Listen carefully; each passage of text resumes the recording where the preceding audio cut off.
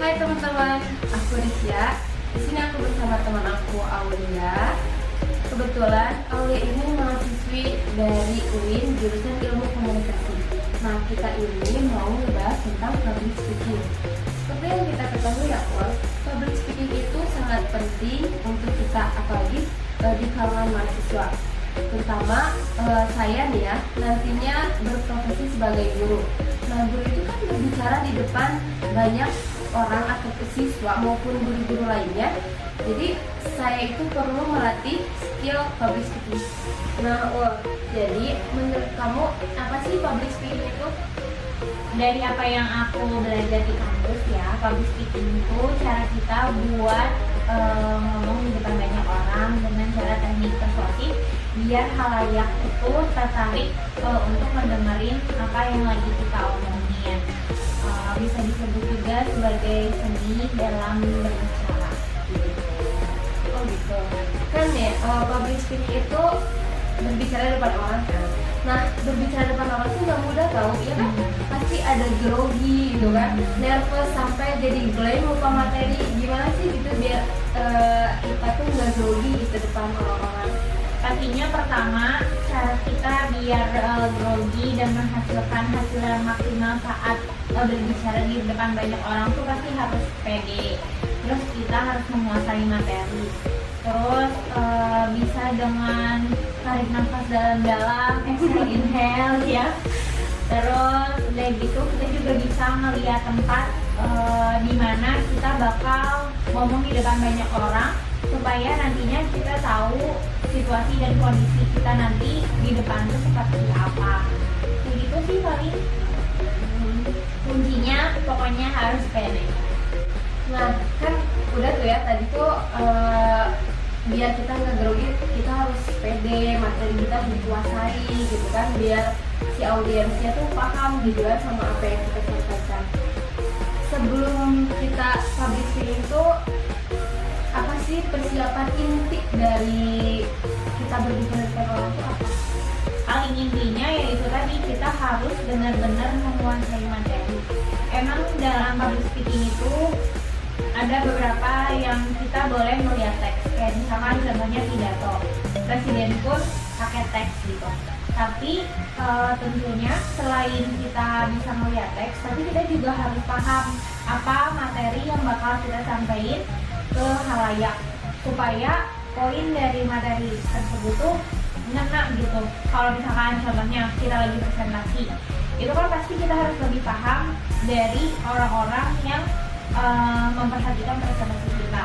Jadi mereka lebih dapat ilmunya gitu. Oh gitu. Selain dapat ilmunya, apa sih manfaat dari public speaking itu? Banyak banget ya. Pertama itu melatih mental, karena kan susah ya buat ngomong di depan banyak orang. Terus kita juga jadi menambah daya inget gak sih? Karena kan kita kayak harus inget-inget materi apa aja, menghafal gitu. Iya betul sekali. Terus kita juga jadi bisa ngeluarin atau speak up opini kita di depan banyak orang.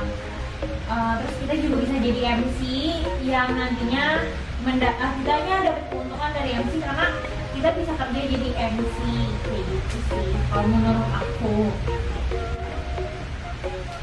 Nah, selain dari tadi udah persiapan gitu kan, terus manfaat dari public speaking, terus kan di public speaking tuh ada, jadi kita tuh harus mengalihkan perhatian audiens pada kita. Itu melakukan ice breaking. Seberapa penting sih ice breaking itu di public speaking? Penting banget karena ice breaking itu bakal bikin suasana kita saat acara dari awal sampai akhir. Kalau misalkan dari awal acaranya udah, misalkan pembukaan kita udah ngebosenin, pasti kesana-sananya juga ngebosenin. Iya, karena yang paling penting itu kan orang-orang melihat first impression kita. Kalau misalkan first impression kita bagus, nyenengin, seru, bikin enjoy orang-orang, pasti kesananya juga orang-orang tuh bakal ngerasa kalau acara yang kita bawain tuh bakal bahagia-bahagia aja kayak gitu. Terus yang kedua mungkin selain apa sih pembukaan yang menarik, dengan membawakan joke kayak misalkan bercandaan, tapi gak boleh dipaksain juga ya karena kalau misalkan garing ya lagi malah bikin merusak suasana kan. Jadi selain ice breaking juga berarti kita juga harus berpenampilan menarik ya kan. Iya, betul banget. Itu biar jadi perhatian wah ini pematerinya gimana di public speaking itu pasti ada hal yang sangat mempengaruhi dari penampilan kita kan. Apa sih yang hal-hal yang mempengaruhi itu? Pertama tuh intonasi, terus suara kita. Biasanya yang ya orang-orang di public speaking, maksudnya saat kita berbicara di depan orang supaya suaranya enak didengar itu pakai suara diafragma atau suara dari perut. Kayak misalkan ini aku lagi ngomong biasa suaranya cempreng dan kecil, tapi kalau misalkan kita pakai suara diafragma itu biasanya suaranya bakal lebih gede, berat gitu. Iya, berat dan lebih enak didengar kayak gitu. Terus udah gitu body language. Kayak misalkan kita lagi presentasi. Mana mungkin misalkan kita lagi presentasi nih ya. Anggap ini apa sih, blackboard. Nah, masa kita mau ngebelakangin audiens, iya. Nah, harusnya kita bisa ngejelasin ke audiens, terus ngeliatin juga materi yang ingin kita sampaikan ke mereka. Terus udah gitu tekanan suara kita, kayak misalkan ada pertanyaan atau perintah itu harus berbeda biar orang-orang yang ngedengerin itu nggak bingung sebenarnya kita ini menanya, bertanya atau menyatakan gitu. Ternyata menarik juga ya public speaking. Kita bahas presentasi ya. Kan presentasi itu merupakan public speaking. Tapi ada aja kan yang presentasi itu baca teks, baca teks. Itu gimana sih? Bagus apa enggak sih kalau baca teks itu? Kalau menurut aku itu tuh kurang bagus ya, karena namanya presentasi kita ngasih informasi ke halayak, masa kita sendiri nggak tahu. Nah, kebanyakan sekarang mahasiswa atau pelajar itu banyaknya ngeliat teks atau bahkan ada yang nyampein materi-materinya itu di PowerPoint, sedangkan PowerPoint itu namanya juga PowerPoint, berarti power of point bukan power of word. Iya.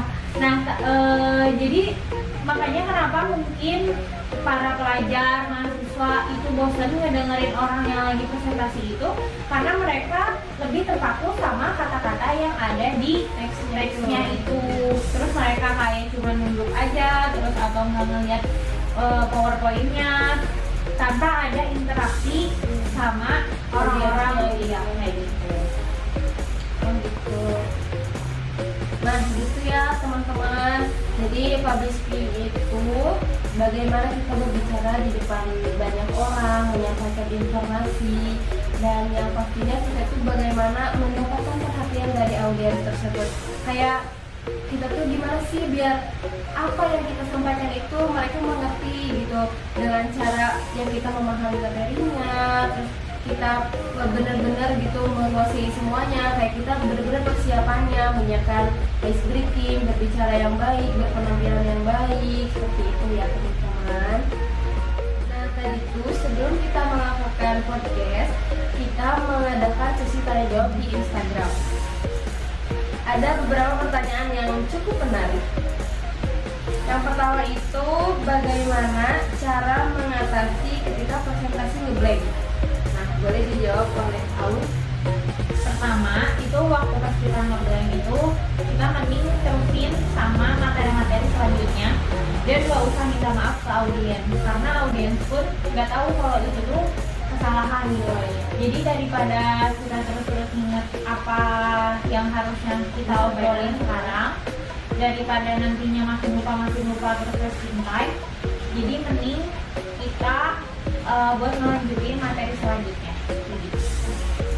Gitu ya. Baik, pertanyaan kedua yaitu Kak, bagaimana sih cara kita menumbuhkan rasa percaya diri saat public speaking? Jadi udah kita bahas ya tadi, yang intinya yaitu kita harus menguasai materi dari materi yang akan kita bawakan itu.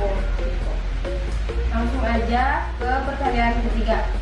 Bagaimana melatih siswa untuk menumbuhkan percaya diri saat berbicara di depan kelas.